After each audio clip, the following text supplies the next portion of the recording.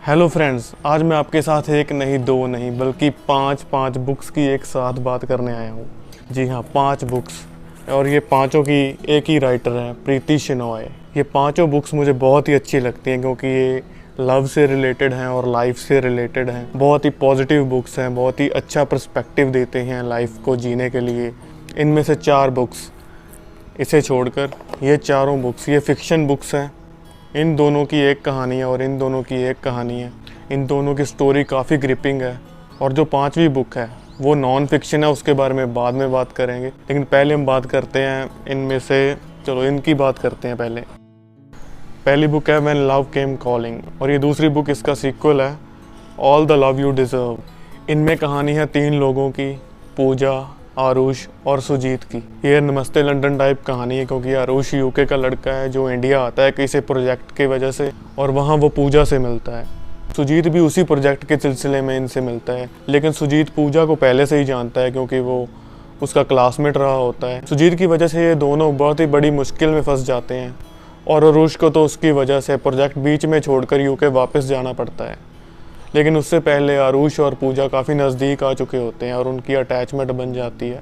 पूजा के घर वालों को भी ये सब पता चल जाता है। वो पूजा को आरुष से कांटेक्ट करने नहीं देते, उसका फ़ोन वगैरह लैपटॉप सब छीन लेते हैं। आरुष समझता है कि वो पूजा के लिए बस एक टाइम पास था, इसलिए वो मूव ऑन होने की सोचता है। जब बार बार कांटेक्ट करने के बाद भी पूजा से उसकी बात नहीं हो पाती, लेकिन एट लास्ट पूजा डेयर करती है आरुष से यूके जाकर मिलने के लिए। पूजा की फैमिली काफ़ी रिच होती है और उसे पैसे की कोई दिक्कत नहीं होती, इसलिए वो स्पेशली आरुष को मिलने के लिए यूके चली जाती है। लेकिन आरुष उस चीज़ की वैल्यू नहीं करता, तब तक वो ये समझ चुका होता है कि पूजा के लिए वो सिर्फ एक टाइम पास था और शायद उसके मन में भी सिर्फ एक अट्रैक्शन थी, ये कोई प्यार नहीं था। तो पूजा हर्ट होकर वापस आ जाती है। लेकिन बाद में आरुष को रियलाइज़ होता है कि उसने पूजा के साथ गलत किया। वो दोबारा कनेक्ट होने लगते हैं। और जो ये दूसरी बुक है उसमें कहानी आगे चलती है जब सुजीत को ये रियलाइज़ होता है कि उसने उन दोनों के साथ गलत किया था, और वो पूजा से माफ़ी भी मांगता है। पूजा उसे माफ़ भी कर देती है। सुजीत दोबारा उनकी लाइफ में वापस आ जाता है। आरुष को कोई और लड़की भी वहाँ यूके में लाइक करती है, और आरुष जाने अनजाने में पूजा को हर्ट भी करता है। इंडिया में पूजा एक जॉब करने लगती है, एक टूर गाइड की, जहाँ वो एक बहुत ही बड़ी मुश्किल में फंस जाती है।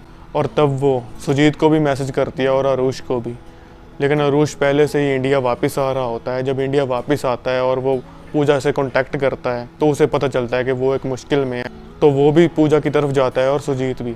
दोनों जाकर पूजा को उस मुश्किल से निकालते हैं। लेकिन बाद में क्या होता है, पूजा किसे चुनती है, सुजीत को या आरुष को, ये इस बुक में नहीं बताया गया है। शायद इसका और सिक्वल आएगा या हो सकता है आ चुका हो, ये मुझे पता नहीं है। अब उसके बाद बात करते हैं दूसरी बुक्स की। ये 2 books, life is what you make it and wake up life is calling. ये पहली बुक है, life is what you make it, और ये इसका सीक्वल है। ये बुक्स मुझे ज़्यादा अच्छी लगी क्योंकि ये फिक्शन तो है ही, लेकिन इसमें बहुत ही स्ट्रॉन्ग मैसेज दिया गया है। ये मेंटल हेल्थ से रिलेटेड कहानी है। ये कहानी है एक लड़की की, अंकिता की। उसकी लाइफ में एक लड़का होता है जिसकी डेथ हो जाती है पानी में डूबकर, लेकिन ये साफ नहीं हो पाता कि उसने सुसाइड किया था या नेचुरल डेथ थी। लेकिन उस डेथ से पहले उस लड़के के साथ अंकिता की अटैचमेंट होती है, और डेथ से एक दिन पहले वो अंकिता से बात भी करता है क्योंकि अब अंकिता को आगे पढ़ने के लिए मुंबई जाना होता है और उस लड़के को, अभिषेक को, केरल में ही रहना होता है। और वो पूजा से पहले तो ये कहता है कि वो मुंबई ना जाए और वहाँ रहकर ही उसके साथ ही पढ़े।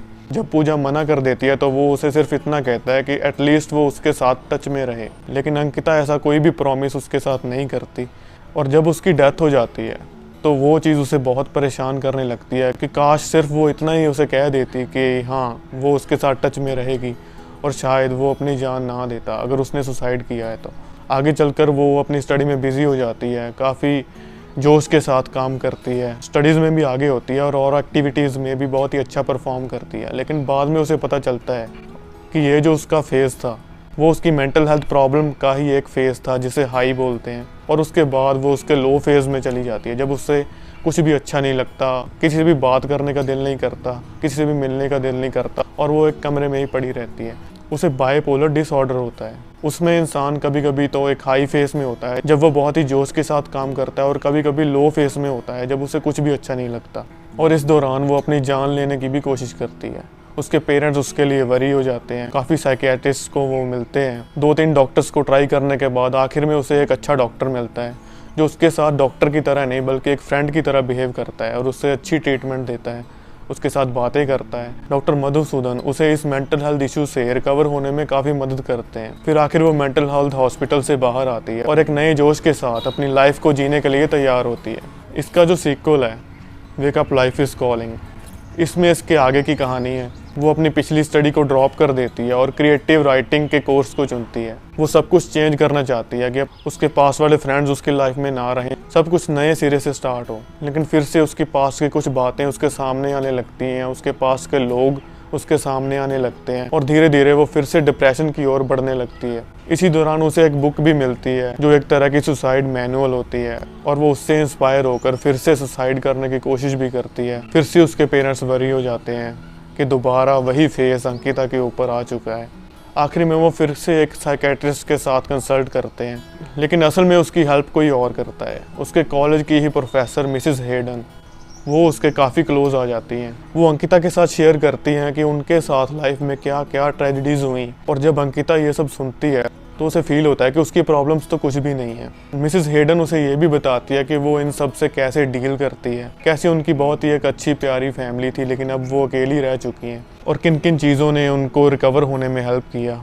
और वही तरीके वो अंकिता को भी समझाती हैं। अंकिता को अपने प्रोफेसर में एक अच्छा दोस्त मिल जाता है और उसे रिकवर होने में काफ़ी हेल्प मिलती है।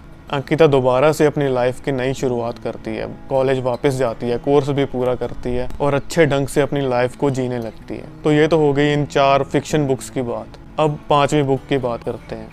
ये 5वीं book love a little stronger, ये फिक्शन बुक नहीं है लेकिन इसमें छोटे छोटे किस्से बताए गए हैं ऑथर की रियल लाइफ से और ये किस्से हमें सोचने को मजबूर करते हैं कि हमें अपनी लाइफ कैसे जीनी चाहिए।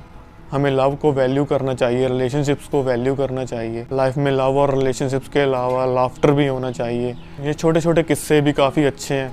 जब भी कभी दिल करता है मैं एक आधा किस्सा इसमें से पढ़ लेता हूँ। वो 4 फिक्शन बुक्स की स्टोरी भी काफ़ी ग्रिपिंग है। आप कुछ पेज पढ़ के बुक रखते हो लेकिन आपका दिल करता है कि फिर से बुक उठाओ और आगे पढ़ो, आगे क्या हुआ। और ये बुक भी काफ़ी अच्छी है। ये बुक एक ही बार में पढ़ने के लिए नहीं है।